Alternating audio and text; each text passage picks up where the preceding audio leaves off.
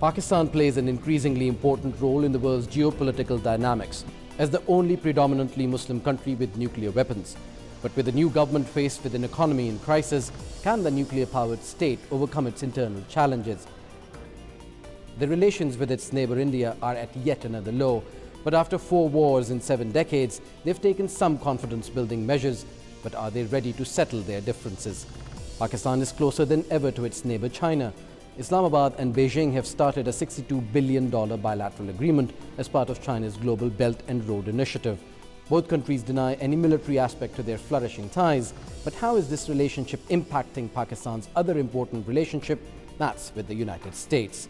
President Trump first blasted Islamabad but then asked Pakistan for help to find peace in Afghanistan. But after decades of US failure and an imminent troop withdrawal, can and will Pakistan take over regional security? I'm Osama bin Javed in Islamabad. Pakistan's geopolitical strategic location gives it a lot of opportunities but also challenges. Is Pakistan's new leadership meeting them? We will find out as the President of Islamic Republic of Pakistan, Arif Alvi, talks to Al Jazeera.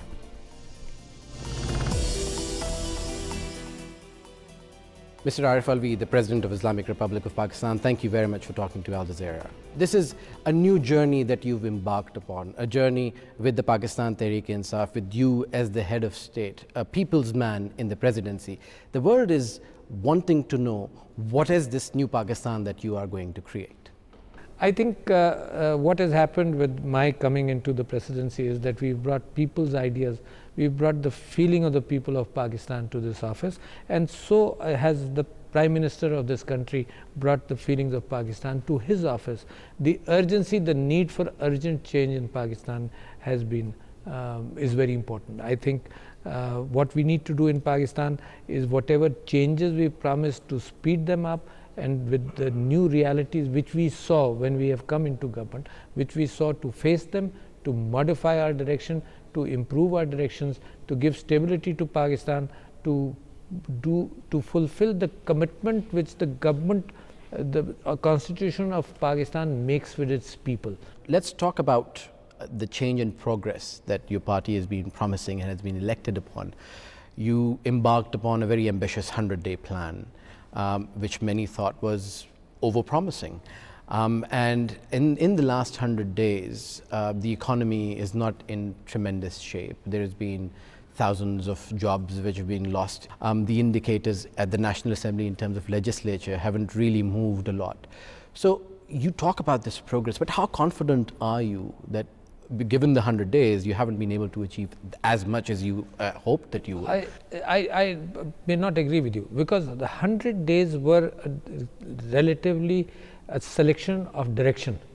In 100 days, you won't build a dam, but in 100 days, you will say that this such and such dam has to be built. In 100 days, you will not be able to bring out total legislation, because legislation is not a project which is, bills cannot be written in 100 days and passed in the assembly.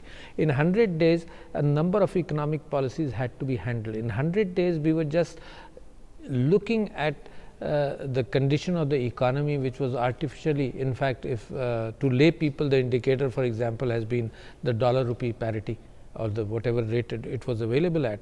But in reality, it was much worse. In reality, what was happening, because of the high rupee dollar parity, our exports were dwindling. A lot of things were happening. So I think in the 3 months or in the 4 months since my government has taken over, I think they're coming to, the whole thing is coming to terms with the reality. What was really happening, and what was layered over it, and what people thought was happening and what was not actually happening. So what is happening is corruption. There is a big message going on that you can't take money out of Pakistan in an informal manner, which is illegal. There are a lot of illegalities. You mentioned that in Karachi, for example, people are out of a job. Why? Because illegal structures are being demolished. But why did illegal structures come up? Because for the last 50 years, you were free to encroach on government land or encroach on any land on the road and build structures, and that became the law, because law is what people should see on the street rather than the law which is on paper. So the law on the street was that you can do a lot of illegalities and run away with it.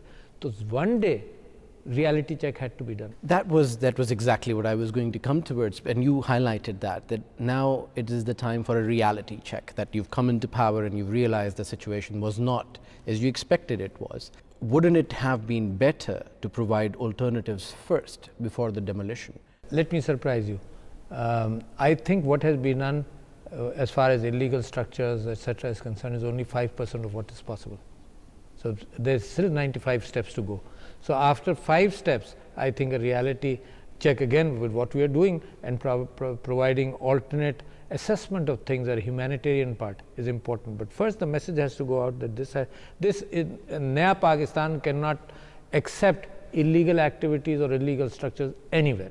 This is the government which has gone after major leaders across the political spectrum, and that has been the qualm of the opposition, saying that this is selective justice. It accuses your government of carrying out vendettas against political opponents, using the National Accountability Bureau as a tool. How do you counter that narrative when your leaders aren't arrested and their leaders are arrested and they come out on the streets and say that they are being victimized? The NAB law is very specific. It is political influence in corruption, about politically influenced people. Who has been in government? The majority have been other parties than the present Pakistan Tehreek-e-Insaf. Therefore, for it to be fair, it has to question the NAB law, and NAB has to question those who have been in government. But the figures are shocking as far as the corruption, the way the corruption has been done. And I feel I am surprised by the fact that some of the people are still defending what the corrupt practices are. Let's talk about Arif Alvi as the President of Pakistan. You are the civilian commander-in-chief of the armed forces. But this role is considered to be a ceremonial one. What is going to be different in Naya Pakistan that you will bring? It's a role of leadership, identifying with causes. I have taken up an initiative which is called Pakistan Presidential Initiative on Artificial Intelligence. I believe that the world is changing very fast. I believe that an Internet of Things is just around the corner. Internet of Industrial Things is just around the corner. People have described it as the 4th Industrial Revolution, which is around the corner. And I want Pakistan to be there in the beginning. Jump onto the train right now.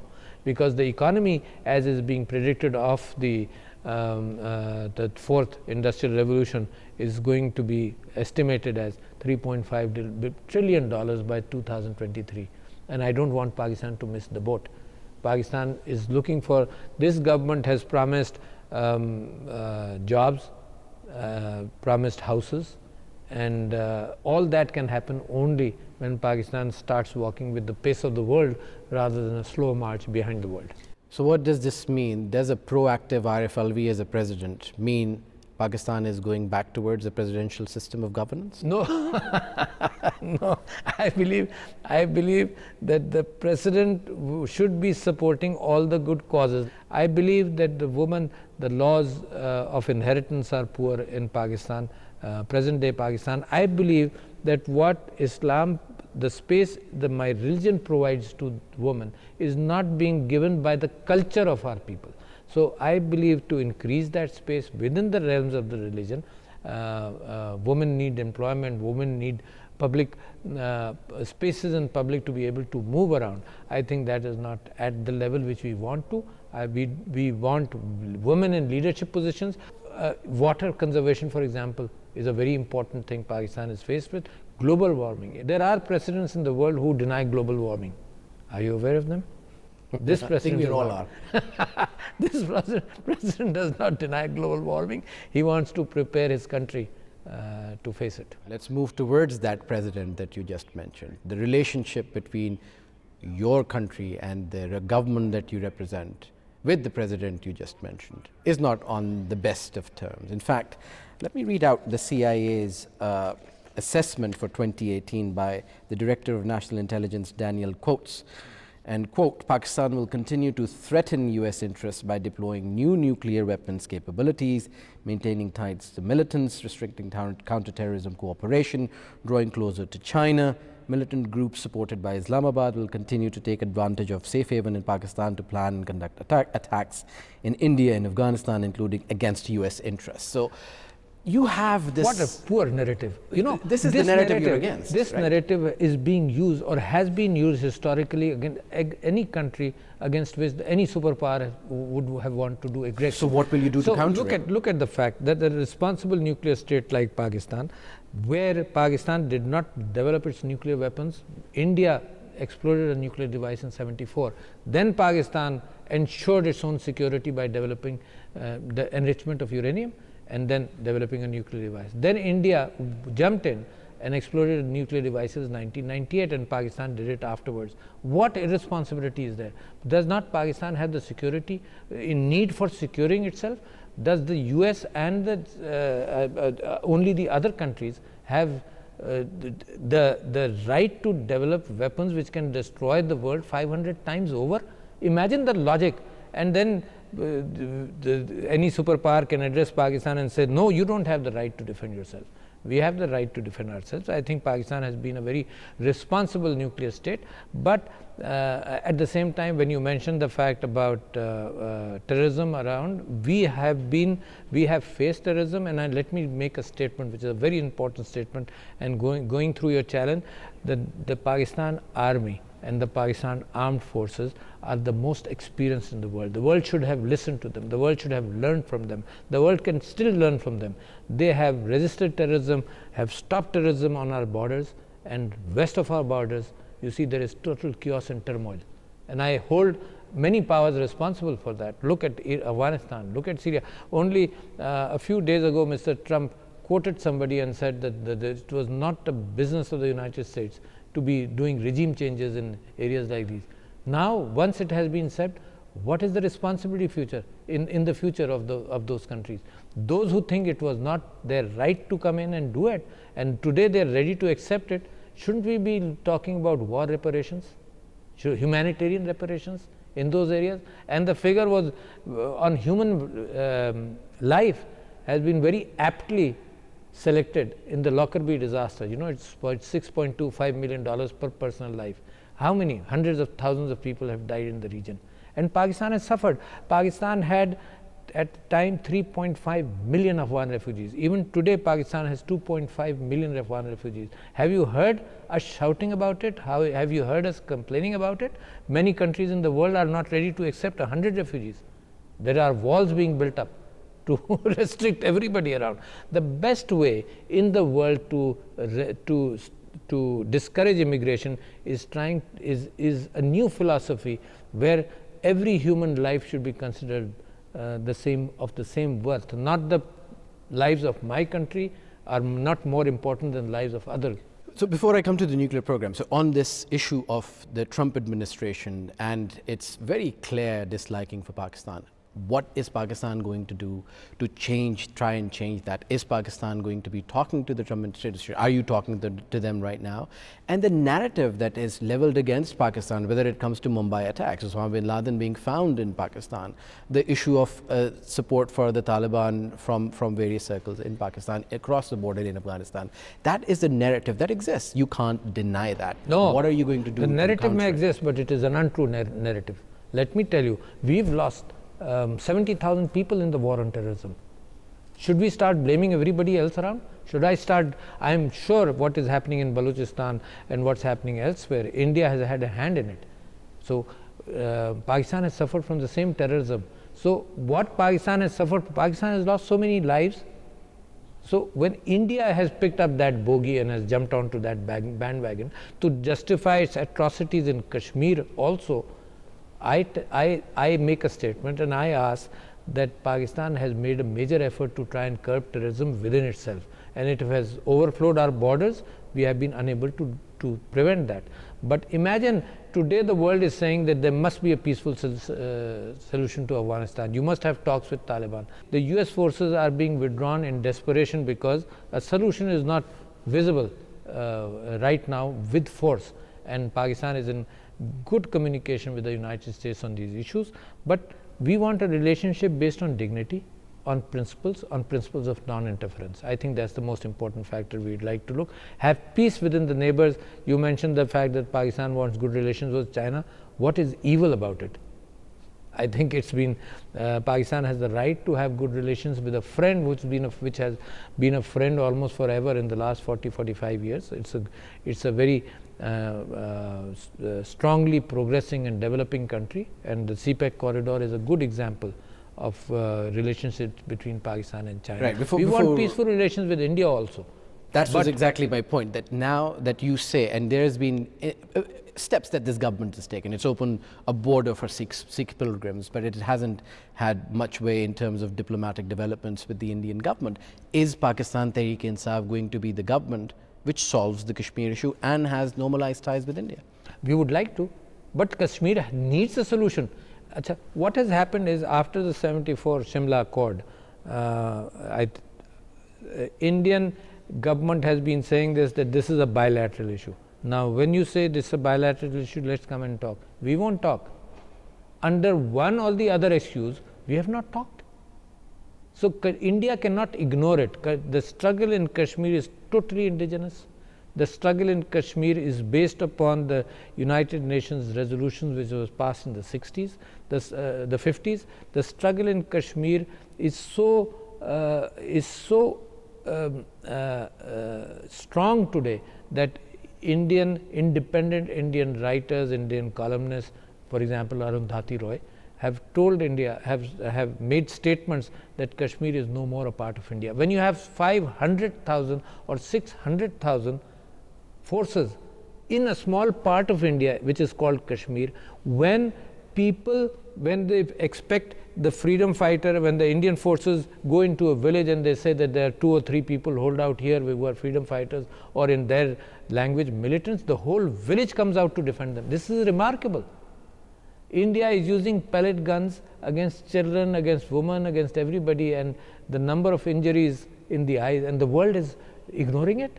That is where I am surprised. The principles on which democracies have been formed are being falsified in this manner, and in the manner when governments do not rise for human rights. India may be living in a false hope regarding the future that it is a superpower. You can't become a superpower by encroaching upon the rights of people. And let me tell you, people can never be suppressed.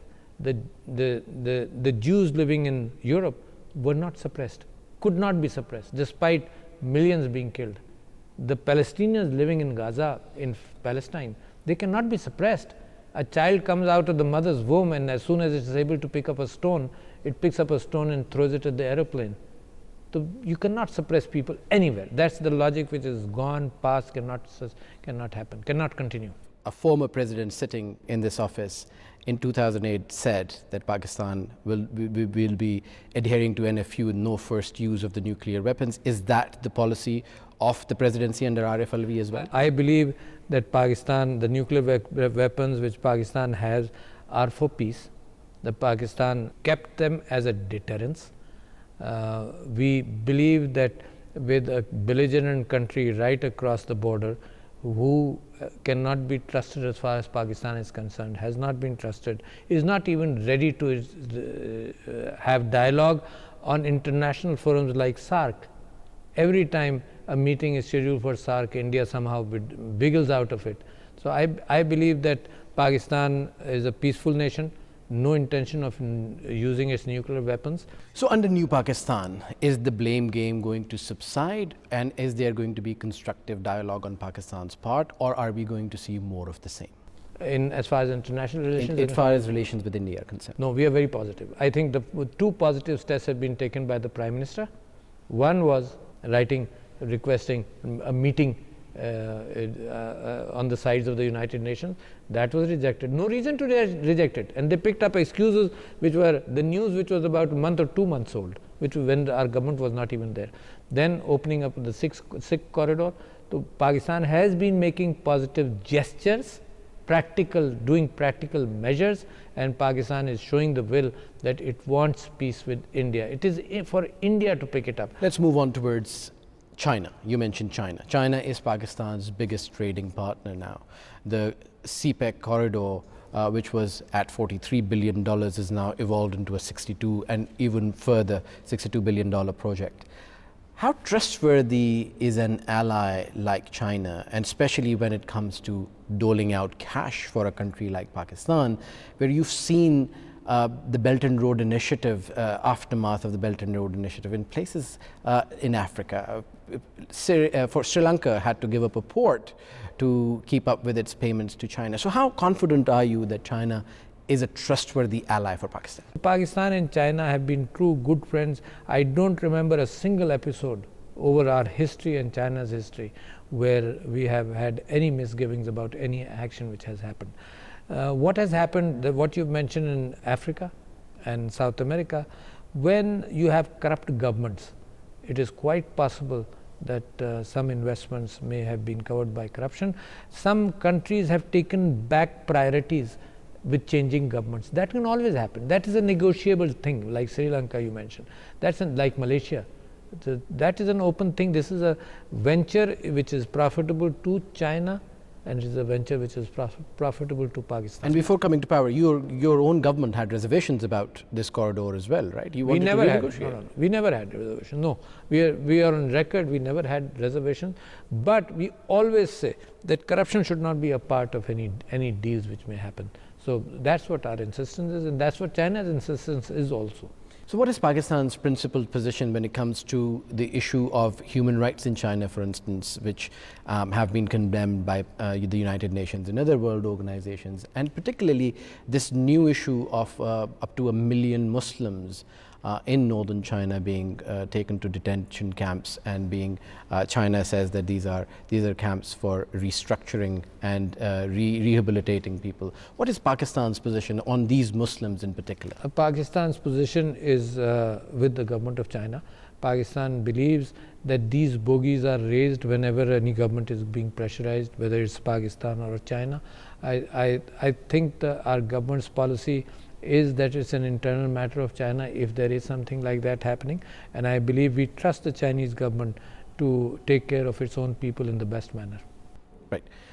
Let's talk about the money that has been coming from China. You touched upon the economy earlier.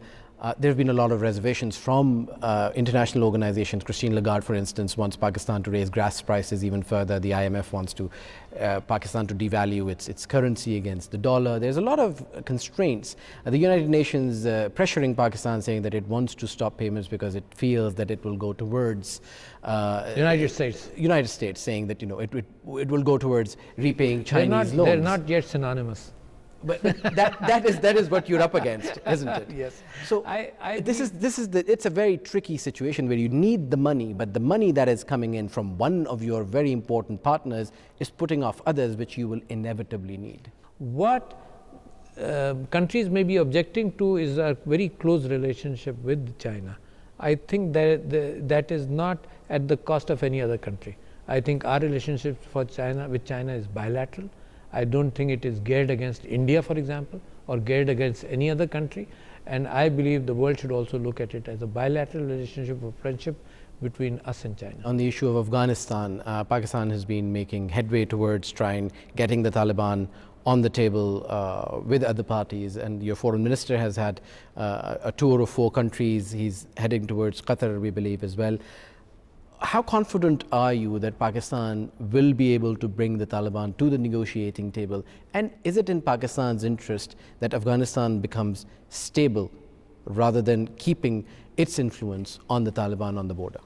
We believe very strongly that in a peaceful Afghanistan, number one. Number two, we may have a certain influence on some of the Taliban, and we have insisted that they come onto the table, and they have agreed in certain areas to come on the table. We might see Arif Alvi at the end of your tenure.